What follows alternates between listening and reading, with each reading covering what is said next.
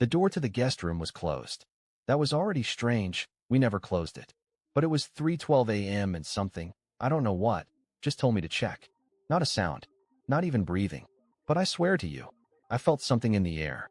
Like guilt had a temperature. I didn't barge in. I didn't knock. I just opened the door. And I saw my wife lying there, fully dressed, in the dark, with her phone screen glowing in her face. But she wasn't texting. She was listening. To him. His voice was low, soft, and I recognized it immediately, because it wasn't the first time I'd heard it echoing off her Bluetooth speaker when she thought I was out running errands.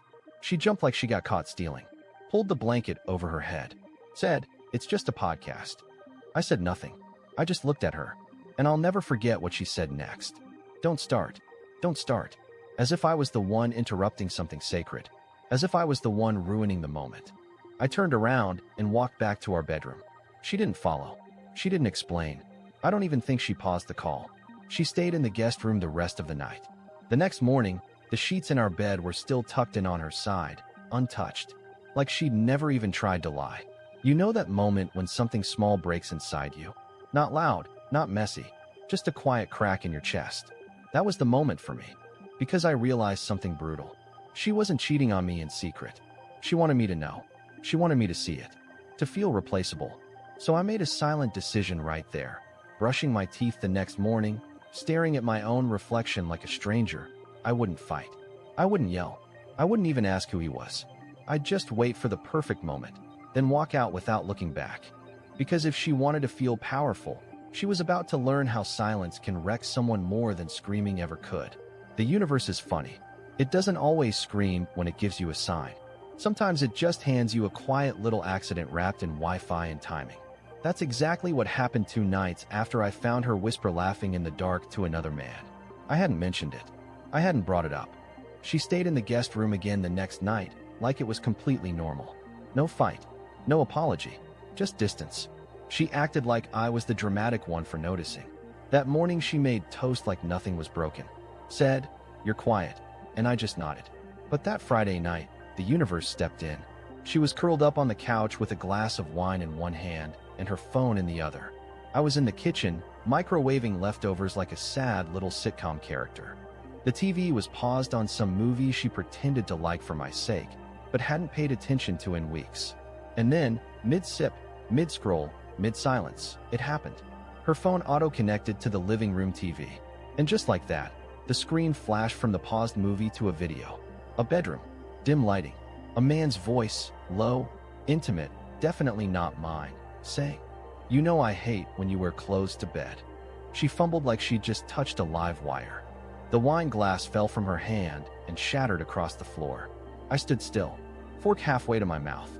She dove for the remote like a drowning person reaching for air. But it was too late. I'd seen it, heard it. The sheets in the video weren't ours. But the voice? That was him. I didn't say a word. She froze, remote clutched in both hands, staring at me like I was a threat. But I wasn't yelling. I wasn't pacing. I wasn't anything. Just watching. And I think that scared her more than any explosion would have. "I didn't mean to," she started, but cut herself off. Because what was she gonna say? She didn't mean to cheat. Didn't mean to broadcast her affair in 1080p surround sound. I walked past the glass on the floor. Past her. Past the remote still trembling in her hand. I grabbed my coat. She called after me. "Lyle, where are you going?" I stopped, hand on the doorknob. And I said, calmly, without even looking at her, "Somewhere I don't have to compete with Bluetooth." Then I walked out. No yelling. No arguing. She crossed the line, and I just kept walking. She thought she'd get away with it. She thought I'd cry, beg, fight. But she didn't understand that silence can echo louder than rage. And the echo was only just beginning. I didn't go far that night. I didn't run to a hotel or a friend's place because, honestly, I don't really have friends who'd pick up at midnight. I just drove, aimlessly, through neighborhoods where nobody knew me, past 24-hour diners glowing like sad little beacons, until eventually I ended up at my cousin Everett's apartment. Everett is one of those quiet, socially allergic types who never asks questions, which made him the perfect person to show up on unannounced at 1 a.m. I knocked. He opened the door in socks and a cereal-stained t-shirt, raised an eyebrow, and just said, "Yeah, okay, like he'd been expecting me all along. I crashed on his couch, fully dressed, staring at the popcorn ceiling as my brain replayed the TV incident on a loop. Her face draining of color, the video flickering across the screen, the sound of the man's voice echoing through our living room like a confession. I kept hearing her broken wine glass, like the universe punctuating the moment with a final crack. I barely slept, maybe 20 minutes total, until the sky started turning that washed-out blue that always shows up before sunrise. I thought she might text. I thought she might call. She didn't. Not a word. Not even a fake apology. But at exactly 6:03 a.m., someone started pounding on the apartment door like they were trying to break inside. I sat up, heart punching my ribs, because part of me just knew it was her. Of course she'd wait until morning to have a meltdown. That was her specialty, timing everything for maximum emotional effect. I actually froze, halfway off the couch, because I had no idea what I'd say to her if she saw me. I didn't have some dramatic speech prepared. I didn't even have my shoes on. Before I could decide whether to hide in the bathroom like some pathetic sitcom husband, Everett shuffled out of his room looking like a sleep-deprived ghost and opened the door. And there she was, Hallie, standing in gray sweatpants, hair a mess, eyes red, mascara smeared like she'd cried in the car. She pushed past Everett without asking, saying, "Where is he? Everett, where is he?" Everett blinked, pointed at the couch, completely confused but too polite to shut the door in her face. I felt myself shrinking, shoulders curling inward, wishing I could disappear into the couch cushions. She spotted me instantly, and her voice cracked into this raw, trembling sound that didn't match the cold stone version of her from the night before. "Lyle, please come home. You misunderstood everything." Misunderstood. That word slid out of her mouth like it had never been wrong in its life. I swallowed hard, feeling that familiar sting of humiliation because even now, she thought she could rewrite reality. She took a step toward me, hands shaking, saying, "It's not what you think. I swear it's not what you think." But the thing is, she didn't know the worst part yet, that the video on the TV wasn't the most damning thing. Not by a long shot. And as she stood there in Everett's doorway at 6 in the morning demanding I come back, she had no idea that I'd already seen the messages she didn't mean to back up.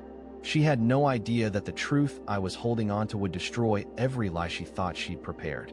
And I wasn't ready to tell her. Not yet. Because the way she broke last night, that was nothing compared to what was coming. "I'm not going anywhere," I said quietly, barely above a whisper. And her face, God, her face fell in a way I'd never seen before, not even during our worst fights. She finally felt the weight of the silence I'd chosen. She finally realized I wasn't here to negotiate. I was here because I was already halfway gone, and she still hadn't understood why. Not yet. She didn't cry the way I expected. There were no loud sobs, no dramatic collapse into my arms. Instead, she stood in Everett's living room trembling like her skin was about to split open, eyes darting around as if looking for a script someone forgot to hand her. She said my name 4 different times in 4 different tones, soft, angry, desperate, confused. But none of it worked. I just stood there, arms crossed, biting my tongue so hard it hurt. I could have yelled. I could have asked, "Who's the guy in the video?" I could have listed every lie she'd told me since February, right down to the stupid fake book club meetings she said she was attending. But I didn't. Not yet. I wanted to see what she would do without a prompt. What excuse she'd reach for without knowing how much I knew. Hallie sat down on Everett's armchair like it was hers, rubbed her temples, and whispered. Everything got blown out of proportion. "It's not like that. We were talking. I swear, it's not physical." And for a second, I just stared at her, wondering how someone could lie with that much confidence while her mascara was still crusted from tears shed over another man. She kept talking, babbling, really, about stress, distance, loneliness, emotional confusion. Like our marriage was a spreadsheet that needed balancing. I almost laughed. Almost. But then she said something that changed everything. "He told me no one would find out. He said his wife never checks his phone." That was the moment the puzzle snapped into place. His wife. She hadn't just been cheating on me. She'd been helping him cheat on someone else. That's when I let it slip. Guess she checked this time. Hallie blinked, slow and stupid. "What?" I leaned forward just enough to watch her pupils shrink. I said, "Maybe his wife checked. Maybe she found out. Maybe that's why the video got sent to your email." the one linked to our TV. She went completely still, didn't breathe, didn't blink. I watched her brain crash in real time. And then came the panic. "You're lying," she said, too fast. "He wouldn't," he told me. "He promised. He wouldn't be that stupid." I pulled out my phone, opened the screenshots I'd saved, messages from his wife.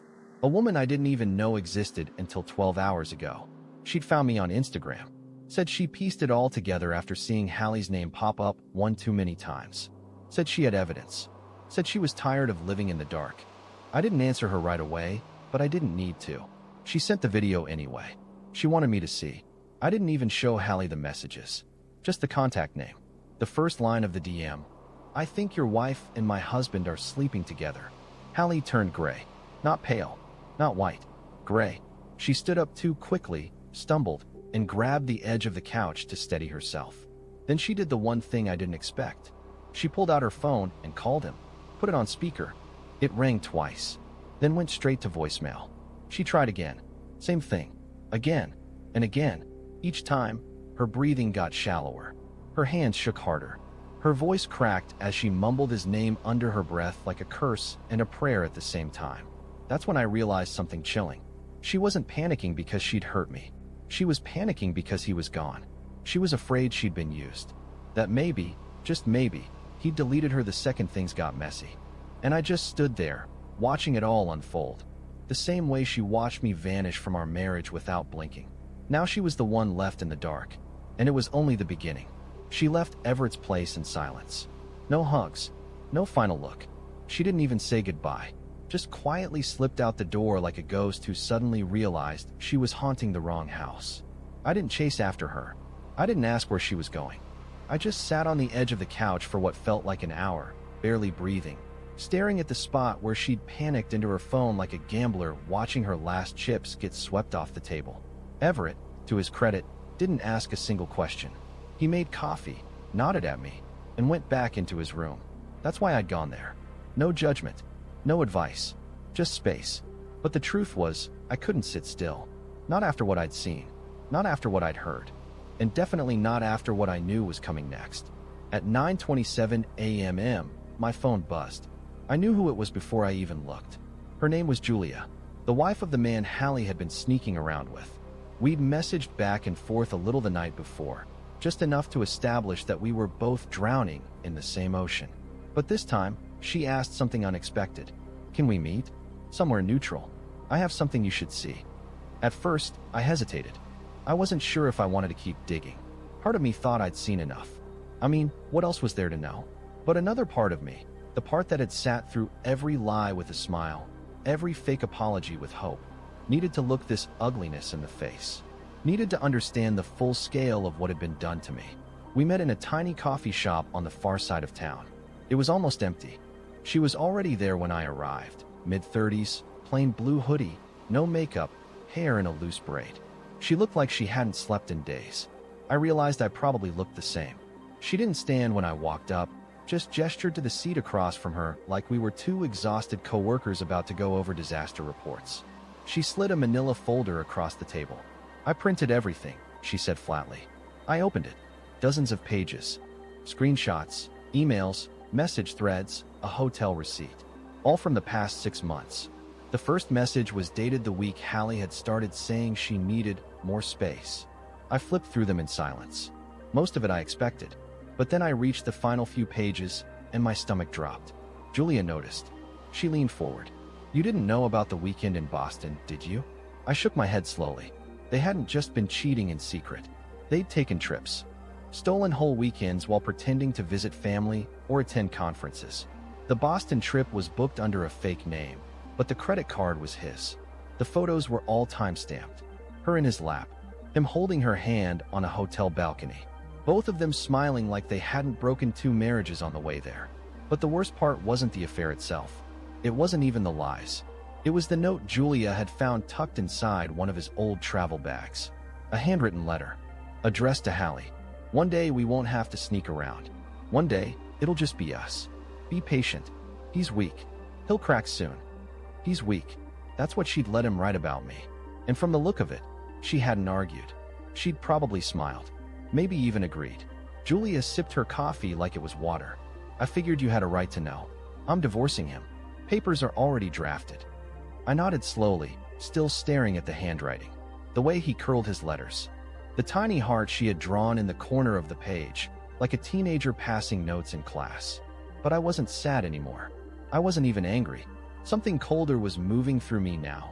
Not rage, not grief, but resolve. Hallie had lied, betrayed, humiliated. But she'd also underestimated me. She thought I'd shatter, thought I'd scream or beg or compete. But what she didn't realize was that I'd already decided how this would end. Not with a fight, not with a breakdown, with a door closing. And this time, it would be me on the other side. I didn't rush.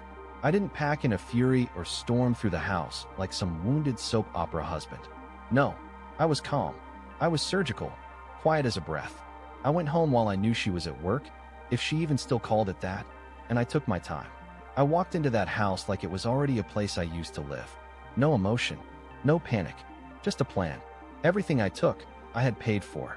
My grandfather's watch, my books, the desk I built with my own hands, a few clothes, my files, a half-used bottle of cologne I liked. I didn't touch her things. I didn't break anything. I didn't leave rage scattered on the floor. But I did leave a note.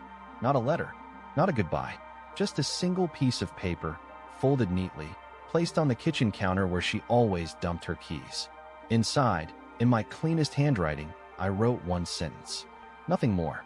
You didn't just lose me, you gave me away. No threats, no explanations, no list of what I knew. I wanted her to feel the weight of those words without any context to soften the blow. I wanted her to walk in, set her phone down, open that paper with casual fingers, and then feel the floor tilt. I left the ring box beside it. The one she threw across the room during our second big fight and later pretended to have misplaced. I found it at the back of her sock drawer while packing.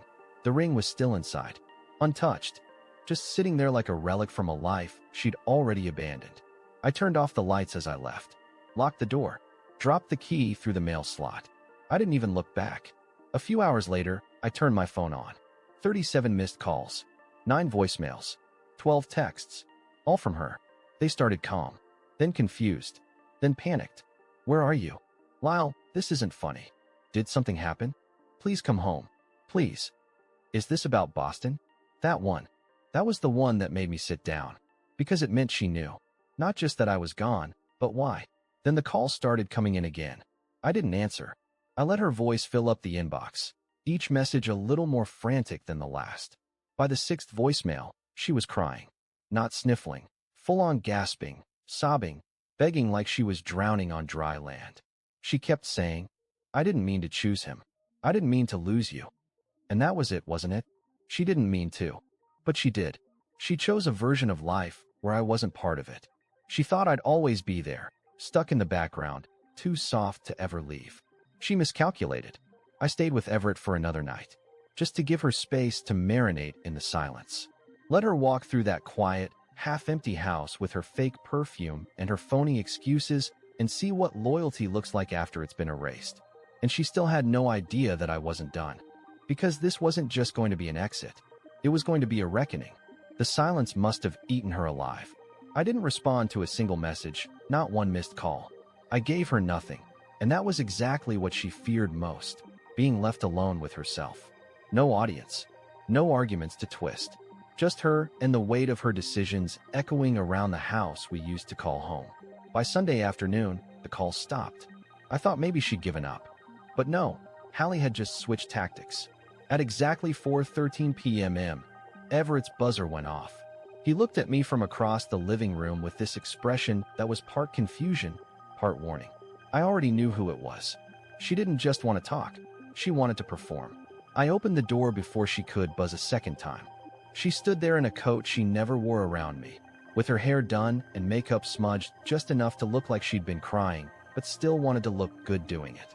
In her hands, a photo album, our wedding album. I almost laughed. Can we talk? She asked quietly, like she didn't just spend the past week erasing me piece by piece.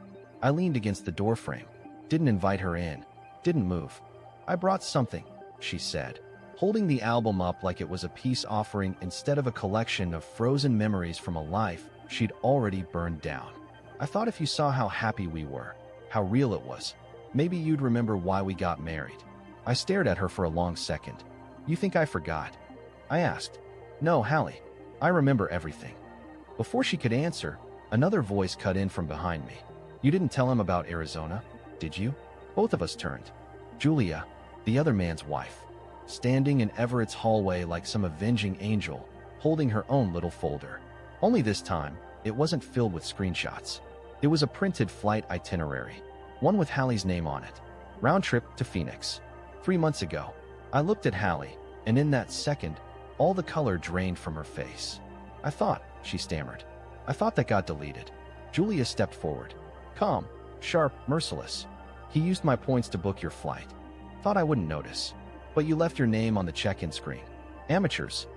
I could actually see Hallie's brain collapsing in on itself. She turned back to me, but I didn't need to say anything. She was unraveling all on her own. I didn't even want to go, she blurted out. He said it was a conference, that we'd be around other people. I didn't know it was just. Julia raised an eyebrow. You didn't know it was a 2-night stay in one king bed at a spa resort? Hallie's hands started to shake. She dropped the wedding album. It hit the floor with this sad little thud, pages flopping open to our first dance. You're lying, she whispered, but it wasn't clear who she was talking to. Me, Julia, or herself. No, I said. You were lying. For months. And now you're just watching the truth do what you couldn't stop. She bent down, slowly, almost like her legs were giving out, and picked up the album. But her hands wouldn't stop trembling. She tried one last time. Lyle, please. It's not too late. We can fix this. We can go to counseling. I'll block him. I'll change my number. Just don't let this be the end. But she didn't understand. It already was the end. And the final chapter wasn't going to be about apologies.